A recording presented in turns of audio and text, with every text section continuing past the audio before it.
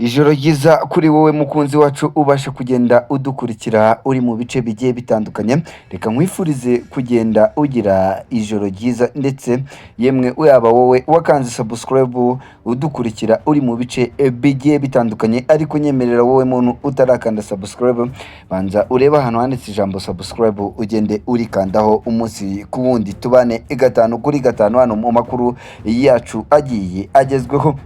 Ni operasiyo karahabutaka, ni operasiyo ije kuvugisha benshi ku ruhande rwa M23 n'ingabo za leta ya Congo FARDC. Ni operasiyo ije gusiga abasirikare batari bakeya cyane cyane ku ruhande rwa M23 baje gukwira imishwaro nyuma yo kugenda banyanyagizwamo amasasu n'ingabo z'abarundi zirahanga mu gihugu cya Repubulika Iharanira Demokarasi ya Congo. Uri buze kugenda umenya agace bari barimo, gusa iyi mirwano ikaba yaje kugenda ibera aha muri Nyiragongo. Ni ukutumvikana hagati rero y'abarwanyi b'umutwe wa M23 kongeye kugenda kuba ubwo izi ngabo z'abarundi zifatanyije n'abawazarendo zazaga kugenda zibagabaho ibitero bikomeye cyane, dore ko aba basirikare b'abarundi n'abawazarendo bari bitwaje imbunda za mashinigani yemwe na roca, bakaba ngo bagiye bagerageza gutera muri defense ya M23 hano muri Nyiragongo za ronca ndetse n'amakopora menshi cyane. Icyakora nubwo ibingibi biri kugenda bijya hanze, bikaba bivuga ko umutwe wa M23 hamaze kujya hanze yuko uwapfushije abasirikare bagera muri babiri, ni mu gihe abandi bagera mu 8 bose baje kugenda bakomerekera muri ibi bisasu by'uyu mutwe wa M23. Ni mu gihe ku rundi ruhande usanga uyu mutwe wa M23 ukomeje kugenda ukaba bimwe mu bice byaha mu burasirazuba bwa Repubulika Iharanira Demokarasi ya Congo, ndetse ngo ukaba ubabajwe n'abasirikare batari bakeya bakomeje kugenda bishora muri iyi mirwano, ndetse n'abandi bakomeje kugenda basiga ubuzima kuri iki gihe hano mu gihugu cya Repubulika Iharanira Demokarasi ya Congo. Ni umutwe wa M23 ukomeje kugenda wisuganya, dore ko ubu ngubu wamaze kugenda urushaho ngo kuba washaka imbaraga izo arizo zose zatuma ubasha kugenda ufata umujyi wa Goma. Ni mu gihe ku rundi ruhande FARDC nayo yaba yamaze kugenda igeza izindi ntwaro shyashya hano ku mujyi wa Goma, nk'uko biri kugenda bitangazwa n'imboni yacu iri muri ibi bice. Ni imbunda ndetse n'indege za Sukhoi Su-25 zose ziparitse ahangaha mu mujyi wa Goma, dore ko imirwano yiteguye kandi ubona ko iyi gahenge bari bamaze iminsi basa naho babeshya abantu baratanze ngo kaba kagiye kugenda gashyirwamo akadomo. Ni mu gihe usanga ku rundi ruhande ubwo leta yatekerezaga ko akadomo cyangwa se aka gahenge kaje kugenda gatangwa, ariko umutwe wa M23 wakomeje kugenda ugerageza kugenda usapurayinga ibikoresho ndetse unagenda unadeployinga abasirikare mu bice bigiye bitandukanye byahanga mu gihugu cya Repubulika Iharanira Demokarasi ya Congo, cyane cyane muri zino quartier cyangwa se muri bino bice yaba zino teritwari uyu mutwe wa M23 wagiye wigarurira. Ni mu gihe ku rundi ruhande hano mu gihugu cya Repubulika Iharanira Demokarasi ya Congo hakomeje kugenda hagaragara zimwe mu ntwaro bivuga ko zaba ari inkunga ije guhabwa umutwe wa M23. Ahagana mu masaha ya 3 za mu gitondo zo kuri uyu munsi nibwo haje kugenda hafotorwa zimwe mu modoka zari zitwaye bimwe mu bikoresho bya gisirikare zerekeza muri aka gace, zikaba ari zari zigiye ngo kuba zashyira cyangwa se zafatanga umusada ku mirongo y'urugamba hano rukomeje guhuza umutwe wa M23 n'ingabo za leta ya Congo. Iyi M23 ngo ikiraje ishinga ndetse n'akababaro ni imwe mu mibiri yaba isaga 200 y'abantu ishyinguye ahangaha mu mujyi wa Goma, nk'uko byaje kugenda bitangazwa. Serivisi ishinzwe protokole ku rwego rw'intara ya Kivu y'Amajyaruguru yatangaje ko kuri uyu wa mbere itariki ya 2 Nzeri umwaka wa 2024 hari bushyingurwe imibiri y'abantu 200 y'abantu bahitanywe n'intambara iri kubera ngaha mu gihugu cya Repubulika Iharanira Demokarasi ya Congo.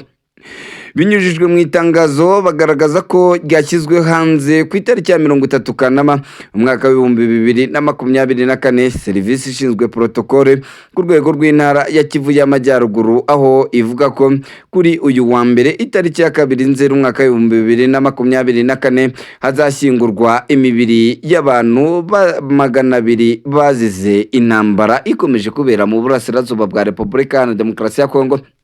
Ubu butumwa bunagaragaza ko gushyingura bizabera kuri stade de la Goma iherereye hano mu mujyi wa Goma uzwi nk'umurwa mukuru w'intara ya Kivu y'Amajyaruguru.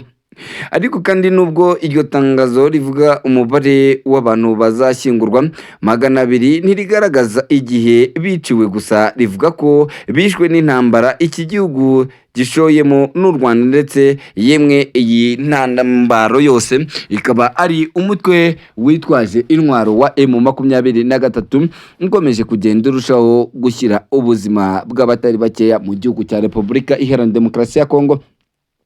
Ibi biteganyijwe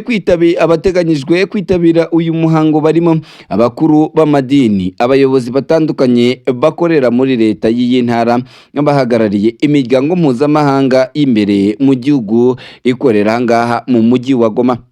Nk'ibisanzwe Repubulika Iharanira Demokarasi ya Kongo ikomeje kugenda yemeza ko igihugu cy'u Rwanda aricyo kiri gukorana n'umutwe wa M23, ariko u Rwanda rwo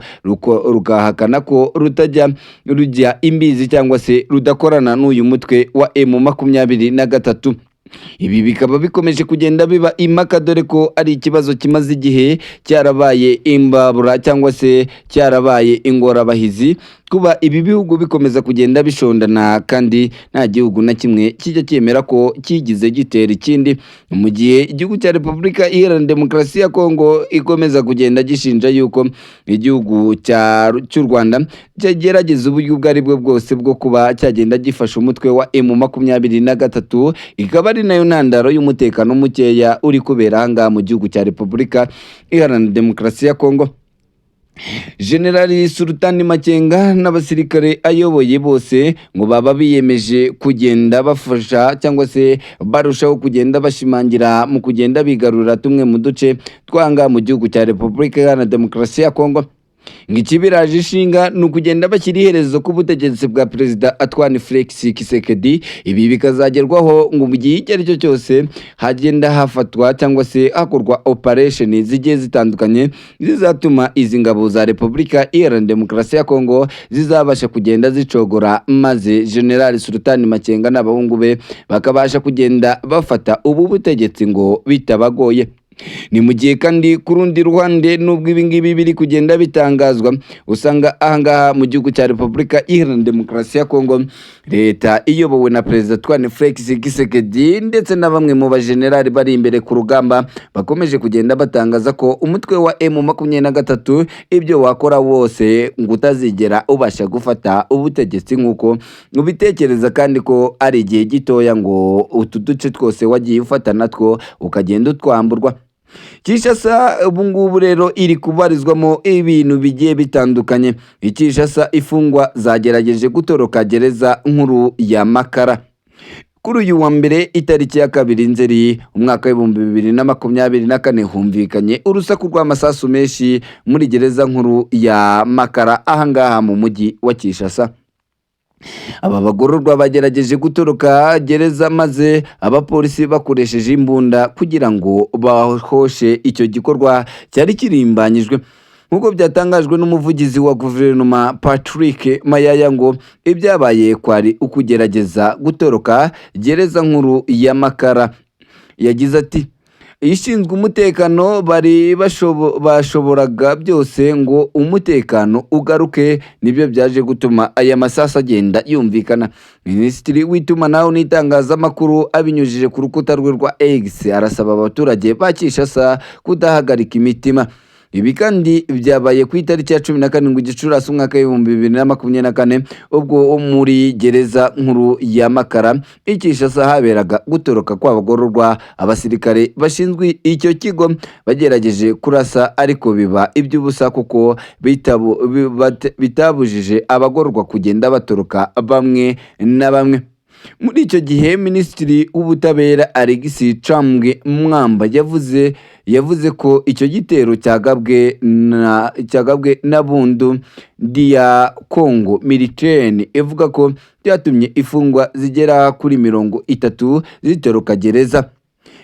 nkuru ya Makara yubakiwe ifungwa 1500 mu 1957, ubu ifungiwemo abarenga 1500 nk'uko bisanzwe bimenyerewe, dore ko bimwe mu bihugu byinshi usanga birimo ubucucike bugiye butandukanye buri kugenda butera mu magereza, yaba ari igihugu cya Repubulika Iharanira Demokarasi ya Kongo, dore ko n'ibindi bihugu muri rusange nabyo bikunze kugenda bigira iki kibazo cy'ubucucike bw'amagereza.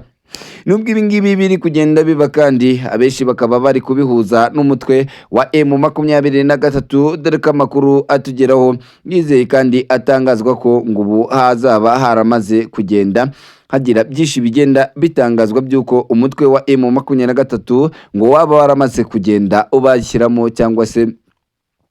ugenda ubinjizamo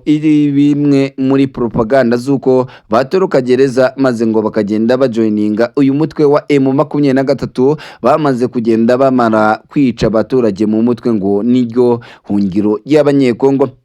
Icyakora nubwo ibi ngibi biri kugenda bitangazwa, usanga ku rundi ruhande bamwe mu bakongomane bavuga ko ibi ari byo biri kugenda bituma umutekano ukomeza kugenda uzamba, dore ko abenshi muri abangaba bagenda baturuka amagereza aribo bari gutuma umutekano cyane cyane mu mujyi nka Goma igenda iba mikeya, bitewe n'uko bahita bishora mu bikorwa by'ubugizi bwa nabi, dore ko abenshi usanga ari nabwo bari baragiye bafungirwa, bityo rero ngo akaba ariyo ntandaro y'umutekano mukeya uri kugenda uranga igihugu cya Repubulika Iharanira Demokarasi ya Kongo, ndetse n'izi nyeshyamba z'iterabwoba za M23 n'indi mitwe yose ikomeje kuba kuri ubu butaka.